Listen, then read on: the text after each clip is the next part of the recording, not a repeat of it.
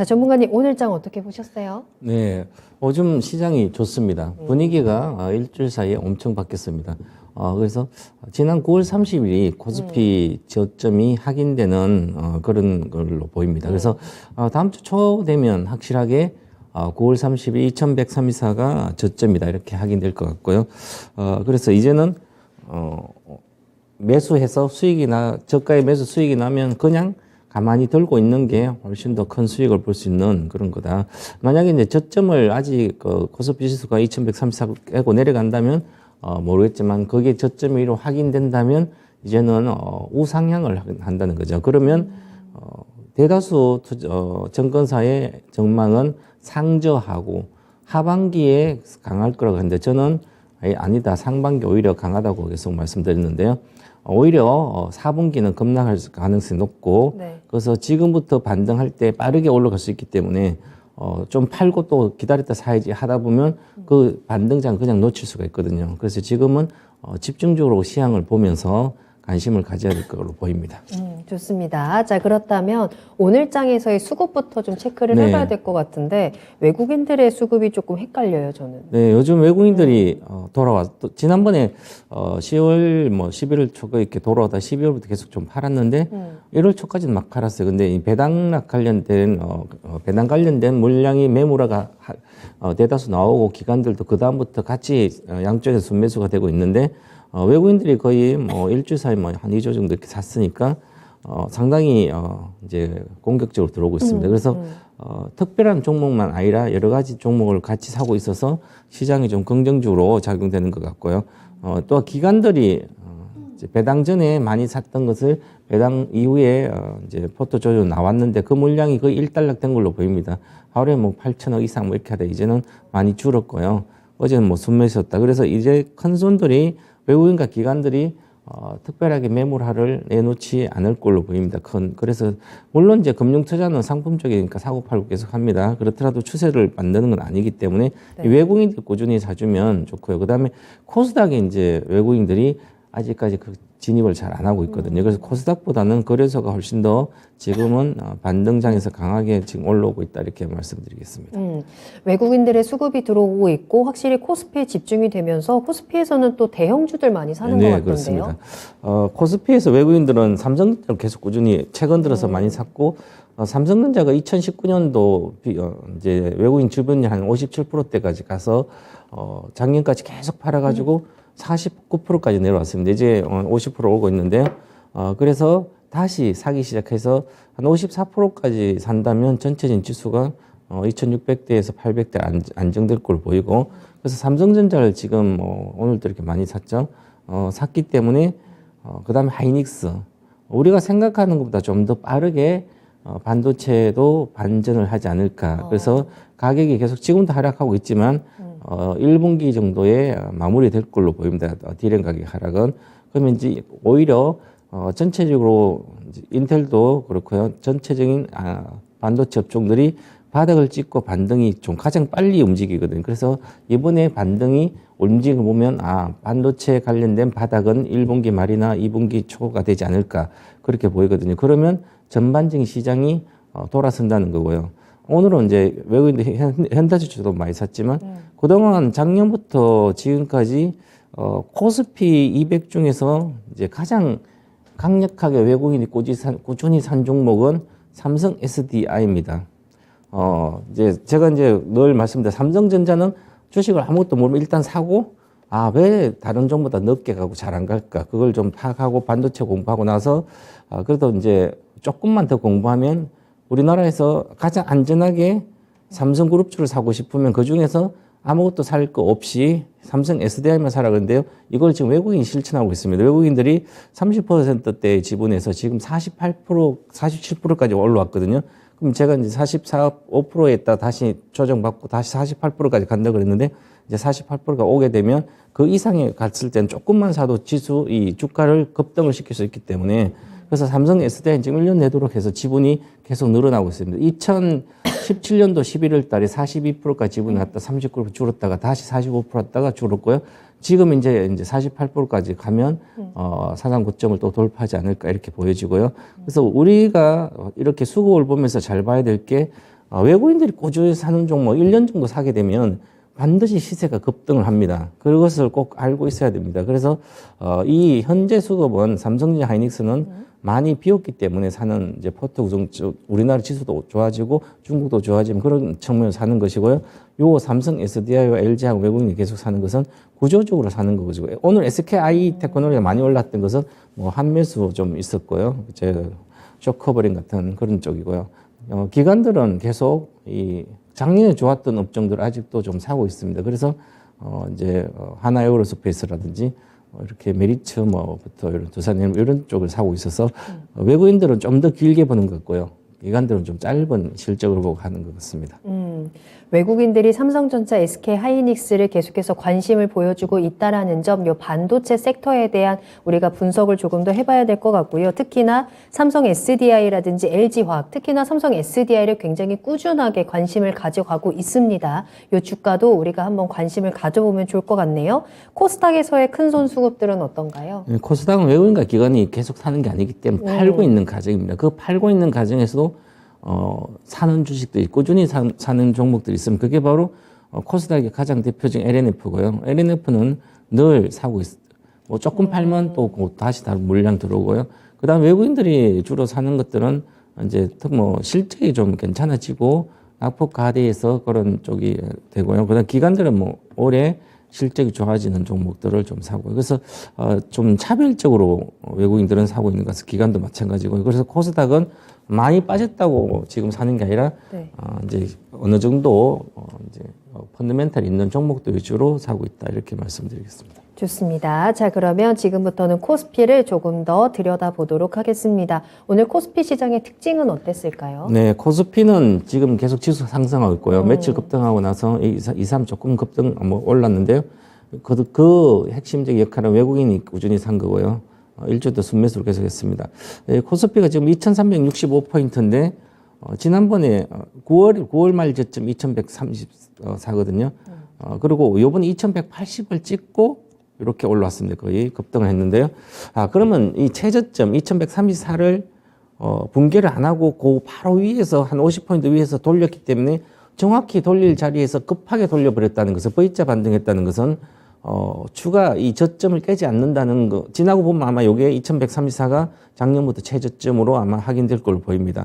그래서 적당한 돌릴 자리에서 2200 깨지면서 80에서 돌렸기 때문에 확실하게 좋은 모습을 기술적으로 보여주고 있습니다. 그러면 이번 주 이제 미시간대 기대 인플레이션까지 뭐 괜찮게 나오면 특별하게 쇼크를 안 준다면 전체적으로 지수는 안정되면서 이 2134가 아마 바닥으로 저는 이제 보고 있습니다. 그래서 그렇다 바닥이 확인된다면 이제는 마음대로 내려오면 사도 되는 거죠. 그렇기 때문에 그런 걸 그래서 집중 올인 투자가 가능한 그런 영역으로 생각하면 될 것 같고요. 오늘은 제가 자동차주 급반등에 이렇게 성공이라는 것을 해놓은 것은 뭐 자동차 부품주는 다 거의 안 좋게 빠져 있습니다. 그런데 현대차가 유의미하게 확실하게 성공을 했기 때문에 그래서 현대차 때문에 넣는 것이고요. 그다음 친환경주는 좀 최근 들어 태양광이라든지 풍력이 좀 빠지다가 급반전을 해줬습니다. 그래서 친환경주는 올해 2023년도 친환경주는 계속 우상향을 물론 조정받고 왔다 갔다 하면서도 좋을 거로 보입니다. 그래서 올해 관련된 종목은 뭐 가장 좋은 업 섹터 중에는 친환경 관련주가 아닐까 이렇게 보고 저는 이쪽만 살아남을 거라고 이제 보여집니다.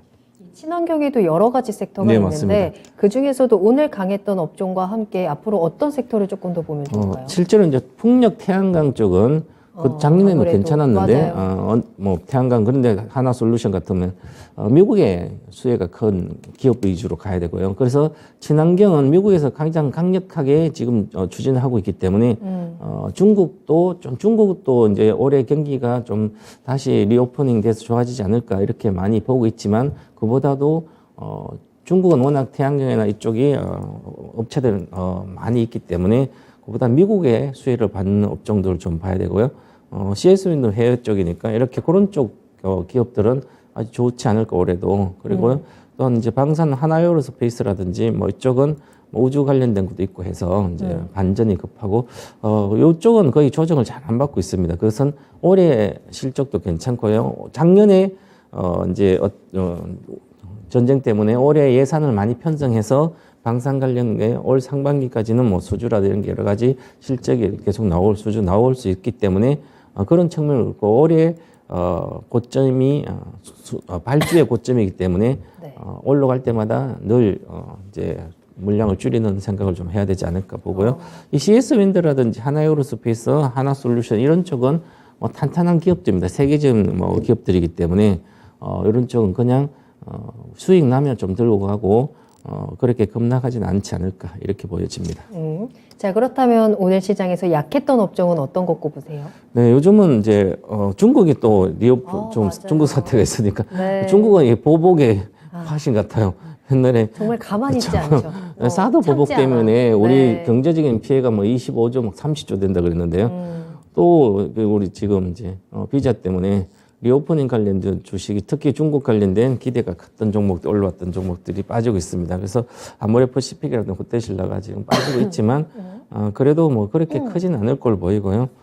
우리도 이제 설 쉬고 나면 전체적으로 실내까지 뭐 벗게 된다면 같이 좀 해제해 주지 않을까 이렇게 보고 너무 이제 우려하지 않아도 되지 않을까 이렇게 보여집니다. 정말 참지 않는 중국 덕분에 정말 우리 시장에서도 관련 종목들이 좀 큰 변동성을 보여주고 있는데요. 이 흐름들도 좀 주의 깊게 지켜보시면 좋을 것 같고요. 코스피 시장에서의 특징주입니다. 현대차 꼽으셨어요. 앞서서도 의미 있는 반등을 보여줬다. 네. 성공했다라고 말씀해 주셨는데. 현대차가 지금 이제 사업 계획을 계속 짜고 발표를 하면서 있는데 판매 대수를 좀 늘리고 있습니다. 원래 생각했던 것보다. 그 이유가 이제 지금 4분기는 실적이 호조가 이렇게 되는 걸로 나올 걸로 보이는데요. 현대차가 분기 이익이 3조 가까이가 가장 많이 나왔거든. 작년 2분기에 2조 9천 8천원인가요? 2조 9천 8천. 거의 3조 가까이 나왔는데 요번 4분기에 거의 3조 가까이 나오게 됩니다. 그리고 이제 내년부터는 올해 2024년도 전체적인 매출과 이익이 조금 줄 거라고 이렇게 대다수 예측했는데 현대차의 경영 계획을 보니까 좀 공격적인 좀 잡고 있는 것 같아요. 그래서 이제 그리고 이 가장 큰 원인이 미국 점유율이 사상 최대로 높아 있습니다. 지금 물론 전체적인 시장은 좀 규모는 낮아졌지만 경기 때문에 그런데 현대차가 잘 올라가고 있다. 일본에 뭐 대비해서도 잘 올라가고 있고. 근데 현대차가 이제 전기차를 얼마나 미국에서 잘 파는지에 따라 달렸는데 이제 IRA에 어떤 피해가 있다가 지금 상용차는 될 걸로 보이기 때문에 그 다음에 실제로 보조금을 받지 않더라도 현대차의 아이오닉6는 보조금을 미국에서 받지 않아도 충분히 잘 팔 걸로 보입니다. 생산을 제대로 이제 해준다면 그래서 전기차 쪽은 미국에서는 테슬라랑 현대차하고 이렇게 주로 시장을 석권하지 않을까 저는 그렇게 봐서 현대차의 예상 실적은 지금 애널리스트가 예상한 올해의 실적보다는 훨씬 더 잘 나올 걸 봅니다. 그래서 올해까지도 근데 현대차는 그래도 큰 실적 상승은 아니기 때문에 과거의 고점을 돌파는 아직은 못할 걸 보이고요. 그래서 다시 20만대로 올해 가지 않을까 이렇게 좀 긍정적으로 보고 나머지 부품주는 그렇게 크지 않다 이렇게 봐야 됩니다. 왜냐하면 현대차에 납품한 부품사들도 다양하게 다른데 하지만 부품은 줄어들 있고 판매대도 그렇게 크진 않으니까 이 미국에 대한 모멘텀이지 그렇게 실적이 막 증가돼서 부품사가 같이 좋아지는 그런 구조가 아니기 때문에 오늘 보면 현대모비스부터 현대 관련된 차에 들어가는 엔진분 뭐 여러 가지 관련된 것은 주가가 약세였습니다. 그쪽은 건드리지 말고 아예 관심도 가지지 말고 가지고 싶으면 자동차주에서는 현대차만 보시면 된다. 이렇게 기아차도 아니고 현대차다. 꼭 이렇게 생각하셔야 될 것 같습니다. 보통 현대차가 잘 가면은 이제 부품주들도 같이 올라가겠지라는 기대감을 좀 갖게 되는데 이 부분은 주의가 필요하다라는 점 기억하시는 게 좋을 것 같네요. 코스닥으로 넘어가도록 하겠습니다. 자, 코스닥은 어떤 특징이 있었을까요? 코스닥은 얼마 전에 1월 초에 급락해가지고 상당히 투자자한테 겁을 많이 줬는데요. 네. 이것도 같이 반등을 급하게 해줬습니다. 그래서 이제 이 급한 거에서 코스닥이 과거와 좀 다르거든요. 과거에는 바이오주 위주로 가 있었기 때문에 시가총액 상위들이 지수가 한번 빠지면 끝없이 그랬었는데 지금은 이 코스닥에 보면 시가총액 상위 기업들이 전부 다 실적이 좋고 안정적인 기업들입니다. 대기업 된 거죠. 2차전지 LNF뿐만 아니라 에코프로 비행 그다음에 셀트론 쪽하고 전반적으로 탄탄한 기업들이 포진하고 있습니다. 시가총액 상위에. 그래서 어느 정도 내려가도 쉽게 이 회복력이 빠르다는 거죠. 그래서 710까지 다시 왔고 그래서 그 다음에 이제 각각 개별 종목 중에서도 그냥 아무거나 마구잡이로 낙폭 가대주 사고 그런 종목이 아니라 실적이 좀 괜찮아지고 탄탄한 기업들은 회복력이 좀 빠르게 가고 있고요. 그다음에 오늘 뭐 전체적으로 조선부품주는 그동안 발주가 많았었으니까 관련된 부품이 이제 올해부터는 좀 들어가기 시작하기 때문에 좀 나아질 걸로 보여서 조선부품주가 강세였고요. 그다음에 반도체 소재본 디스플레이 쪽이 관련된 전체적으로 소재나 이런 쪽은 장비가 약세였고요. 그래서 반도체 쪽에서도 확실하게 이제 반도체 업황은 아직은 올해 회복된다도 강한 회복이 아니기 때문에 이제 감산도 하기 때문에 반도체나 디스플레이는 전부 다 관련된 부품이나 소재는 관심을 좀 벗어나야 되지 않을까.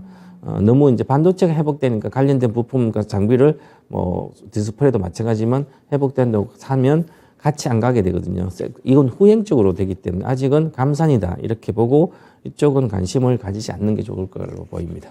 알겠습니다. 자, 그럼 오늘 코스피에서 좀 특징적인 종목은 어떤 게 있을까요? 네, 제넥신이 여러 가지 이제 오늘 난리 났더라고요. 네, 그랬는데 보니까 사도 되겠더라고요. 그래요? 제가 바이오주는 별로 이제 늘 2018년도 아니다 21년도부터 시작해서 20년도 말 코로나 말부터 이제 21년도 계속 다시는 이 가격 사상 고점을 회복할 수 없을 거다고 겁을 많이 줬는데 초보자는 절대로 건드리지 말라고 바이오주 끝없이 빠졌습니다. 제넥신도 끝없이 빠졌습니다. 빠졌는데 이제 오늘 급하게 반등을 크게 해줬는데요. 그래서 이 자궁경부암 임상 이상 결과가 이제 거의 좀 유효하게 좀 좋은 걸로 나온 걸로 보이고요. 그 다음에 시각체 조건부 허가 신청을 하는 걸로 알려지고 있습니다. 그러면 그에 대한 또 기대가 되고 있기 때문에 그러면 제넥신이 이제 유방암 쪽인데 이제 항암 관련된 회사로는 실제로 상용화라든지 이런 쪽에 물론 이제 관련된 건 단독이 아니라 뭐 병행 투여 뭐 이렇게 되는데요. 아마 의미 있는 회사가로 되지 않을까 이런 기대를 좀 하고 있는데요. 그래서 시각처에서 조금 허가해주면 네 번째 세계에서 이 항암 관련된 기업으로서는 이제 상용화가 한 네 번째 정도 되지 않을까. 그러면 전반적으로 시세의 견연력이 아주 크지 않을까 보고요.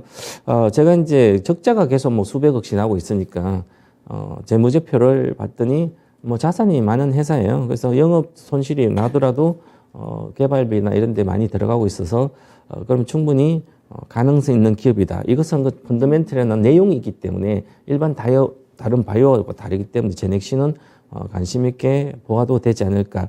뭐 이 소형주 중에 자산이 크지 않는 기업들은 개발하다 돈이 없으면 돈을 또 구해서 하면 또 어렵게 되거든요. 그래서 자금이 탄탄하게 있고 뭔가 이렇게 유의미한 결과를 나올 수 있는 그런 기업들은 좀 워낙 싸게 많이 내려왔기 때문에 반등력도 좀 있지 않을까. 이거 코로나 전에 가격도 괜찮았거든요. 그렇기 때문에 이 정도는 좋은 기업이다. 바이오 기업이다. 이렇게 저는 보고 있습니다.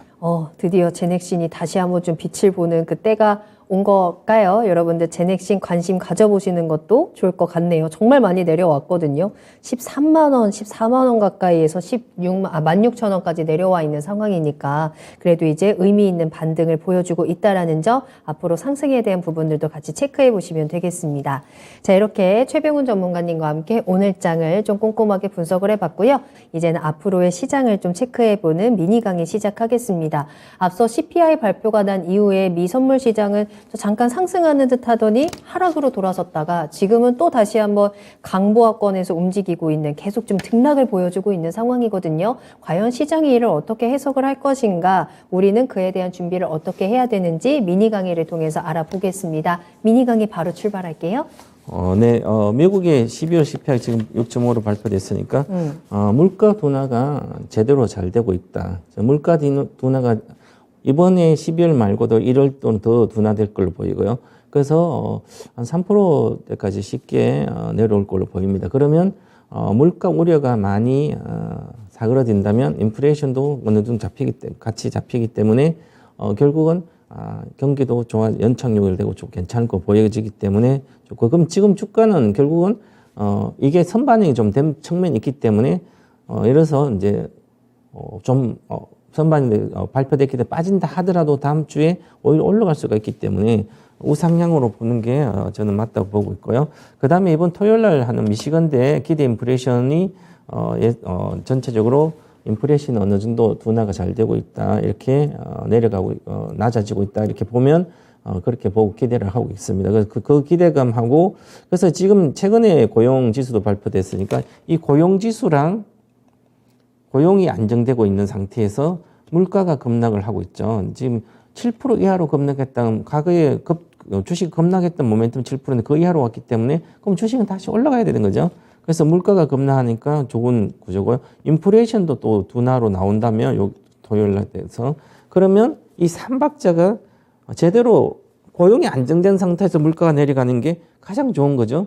고용이 안정된 견조한 박스권이 있는 상태에서 물가 내려가고 인플레이션 내려가면 완전 하락이 되는 거죠. 오히려 가처분 소득이 별로 줄지 않는데 물가가 내려가면 또 더 소비를 더 할 수 있잖아요. 그래서 좋은데 이게 너무 너무 빨리 내려갔을 때 지금 에너지와 주택 가격 지수도 같이 내려갔기 때문에 그런데요. 본격적으로 12월부터는 주택이나 안이자가 내려가고 있어서 이게 1월 달보다는 특히 좀 후행적인 2월, 3월까지는 이 물가 급락, 인플레이션이 급격히 둔화되는 게 계속 나올 걸로 보입니다. 그래서 이게 너무 빨리 내려가면 또 경기 침체가 오지 않을까? 과거의 침체처럼 그렇게 우려도 있지만 그래도 주가는 이미 많이 반영됐고 오히려 경기가 연착륙이 기대된다는 것은 주식시장이 가장 긍정적입니다. 지금 연착륙이 기대가 되면 주가가 많이 빠진 상태이기 때문에 어느 정도 복원력을 가져온다는 거죠. 그래서 주식시장에 긍정적으로 작용되고요. 지금 당장은 뭐 주가 올라갔다 내렸다 문제가 신경 안 써도 되지만 이제 우상향할 수 있는 근거적 모멘텀이 생기고 있다 이렇게 봐야 될 것 같고요. 그래서 올해 저는 전체적으로 봤을 때 오히려 1분기는 좀 등락을 좀 하겠지만 2분기가 2분기, 3분기 사이에 올해 지수의 고점이 나올 걸로 보이고요. 그래서 하반기에 다시 여름 정도에 이렇게 올라갔을 때 이제 장이 좋아지구나 해서 그때 다시 이제 주식을 다시 해야지 이렇게 하면 또 물리게 됩니다. 왜 그러냐면 오히려 이렇게 물가 급락과 인플레이션 둔화된 게 해서 이제는 경기 근처에서 주가가 올라가게 되면 그 이유는 경기 침체가 눈에 보이기 때문에 그러면 경기 침체가 하반기에 계속 이슈가 더 강화되기 때문에 그러면 반등했던 장은 다시 급락을 하게 됩니다. 그래서 올해 장은 그런 어떤 형태를 그리지 않을까 해서 지금 이제 우상향을 하기 시작한다면 오히려 1분기에 막 계속 우상향하면 빠르게 포트를 재편을 해서 한쪽으로 모아서 가는 게 가장 빨리 내 계좌를 회복할 수 있을 것 같고요. 그러면 결국은 이렇게 되면 소형주보다는 코스닥보다는 이제 코스피의 대형주의 위주에 좀 더 나아질 걸로 보이고 현재 장세는 전체적으로 보면 코스피는 외국인들이 순매수가 지속해서 올라온 거죠 최근에. 그러면 그 올라온 과정에서 핵심적인 게 반도체가 올라오고 시작했고요. 카카오라든지 카카오라 이런 게 같이 초기에 먼저 선도해서 올라왔고 그 이후에 또 순환매로 2차 전지도 또 낙폭이 있어 올라왔었고요. 근데 대다수 인터넷주나 이쪽은 20% 정도 내외 올랐고, 그 다음에 이제 순환매로 이제 반등을 하고 있고 나머지. 그 다음에 가장 중요한 거는 지금은 순환매가 돌면서 낙폭 가대주가 강한 반등세를 보고 있는 거. 특히 오늘 SKIT를 보면 외국인들이 어제 사고 이렇게 보면 그것은, 그동안 워낙 많이 이제 공매도 세력들이 많이 팔아놓은 것을 이제 쇼커버니나 한매수 어느 정도를 하고 있는데 지금은 이제 한매수라는 것은 결국 공매도 친 것을 쇼커를 해서 다시 채우다가 갚는 것은 지금은 확실히 일어난 게 아니라 확실하게 위로 올라간다는 장이 전제가 돼야만 많이 쇼커버이 일어난 거고 지금 그 쇼커버이 일어난 건 아주 미미한 작은 건데 선도적으로 이익을 실현한다든지 이런 쇼크는 좀 있는 거고요. 그래서 낙폭 가대주가 돌아가면서 반등을 해주는데 내용이 있는 올해 좋아지는 기업들 중에서 그렇게 일어나는 것이고요.